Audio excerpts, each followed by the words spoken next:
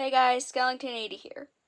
So, welcome back for day 24 of 25 Days of Monsters, where today we have the story of Whitefell from The Werewolf by Clemens Hausmann in 1896.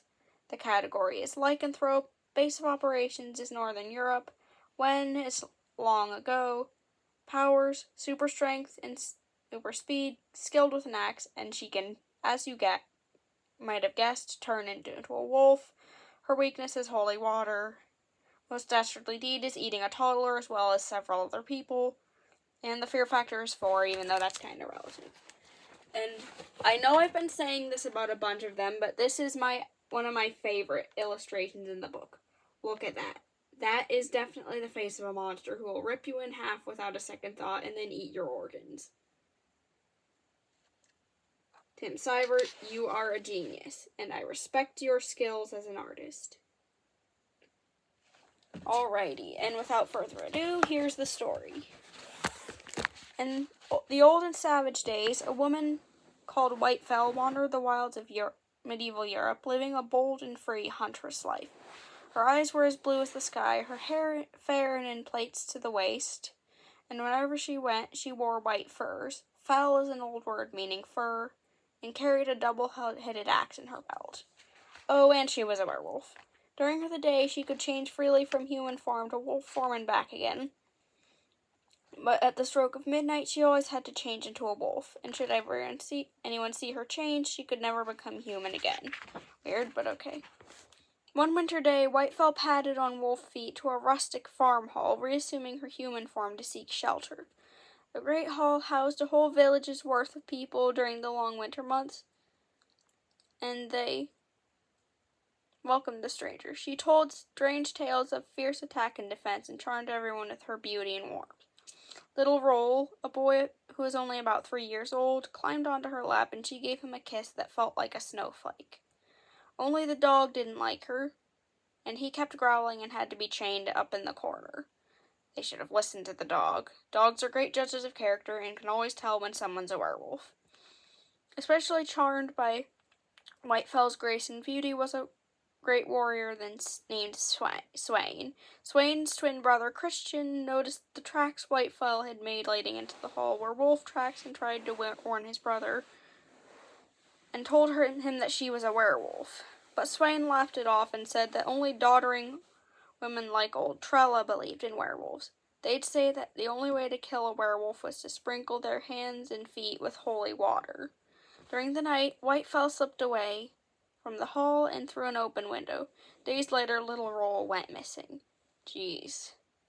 I get eating adults because they have more meat on them, but seriously, she's so monstrous that she had to eat a little boy. She definitely got what was coming to her. Okay, so in January, Whitefell returned to the hall when Christian was away. She and Swain exchanged stories of brave deeds and dangers, and Whitefell sang a beautiful morning song. Far up the plain moans on a voice of pain, where shall my babe be lain? Old Trella was moved to tears by the song, which reminded her of her own children who were long dead. Whitefell kissed her, and then she abruptly left just as Christian came home. God help us all, she is a werewolf, Christian said, but everyone just said he was crazy. Then old Trella disappeared without a trace. Swain was still smitten. He courted Whitefell, and one day she gave him a kiss. And Christian knew that was a kiss of death. Whitefell had eaten Roll and Trella, and now she was going to eat Swain, too. This time, when Whitefell left the hall, Christian followed her across the snow. Fell thing, he called her, for fell is also an old word meaning wicked and deadly, and she gave him a beastly snarl, teeth and eyes gleaming. Christian had a spear, but Whitefell chopped it in two with her axe. I mean, just use half of the spear to beat her and the other half to stab, I guess. It's not the end of the world. But whatever. Then she hacked him up until he fell. She turned into a wolf and jumped on his chest, ready to finish him off, but this was her undoing. For no holy water could be more holy, more potent than to destroy an evil thing than the lifeblood of a pure heart. All 4 feet landed in Christian's blood, and the wolf keeled over dead. So fell White fell, who only wanted to eat the occasional unsuspecting villager. And when Swain found the two corpses frozen next to each other, he had no choice to admit that his brother was right. His girlfriend had been a werewolf.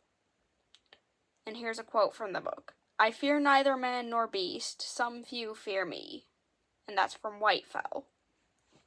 Okay, and there's a little paragraph here. Werewolves versus Vampires. In the 1884 historical novel With Fire and Sword by Henrik Sienkiewicz, Sienkiewicz,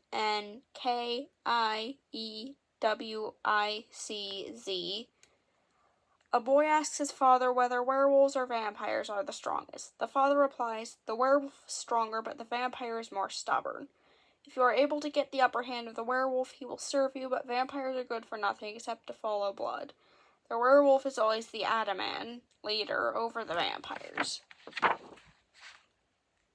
Beyond the book. Other literary werewolves. 2,000 years before Twilight, werewolves were already sneaking around books, and they arguably did it much better. Alright, here we have the Satyricon by Petronius, circa 60. It doesn't say whether it's AD or BC, so yeah.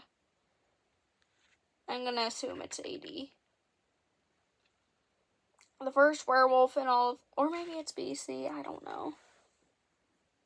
The first werewolf in all of literature comes from this 2,000-year-old Latin novel, which is one of the first novels ever written. A traveler takes off his clothes and urinates in a circle around them. Then suddenly the clothes turn into rocks and the traveler turns into a wolf. No later werewolf books contain that bit about the rocks. That's weird. Then again, they were testing the waters and learning what stuck and what didn't, so you can't really blame them for getting weird. The Wolf Leader by Alexandre Dumas in 1857. Dumas is best remembered for his novels The Three Musketeers, 1844, darn it, and The Count of Monte Cristo, 1844. So they were both written in the same year.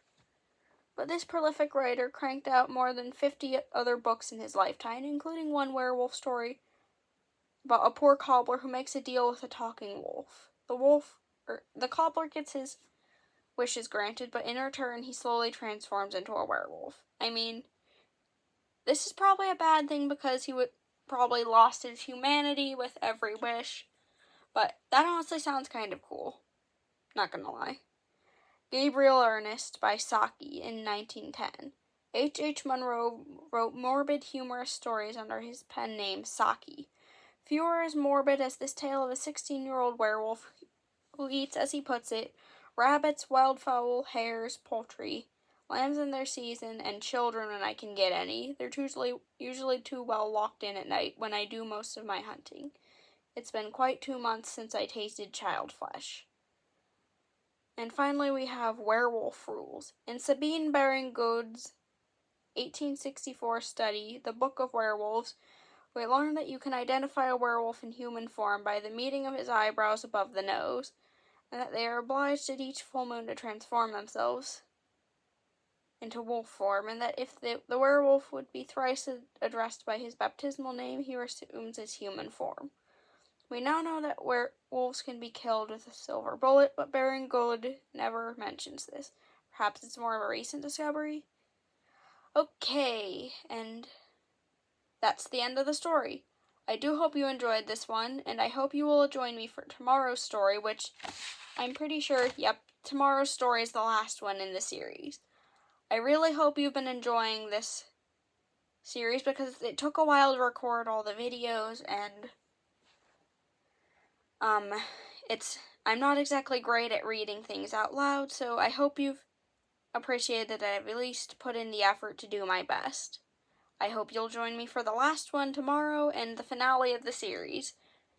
And with all that said, like, comment, subscribe, and all that jazz. Have a very happy spooky month, and I will see you next time. Bye!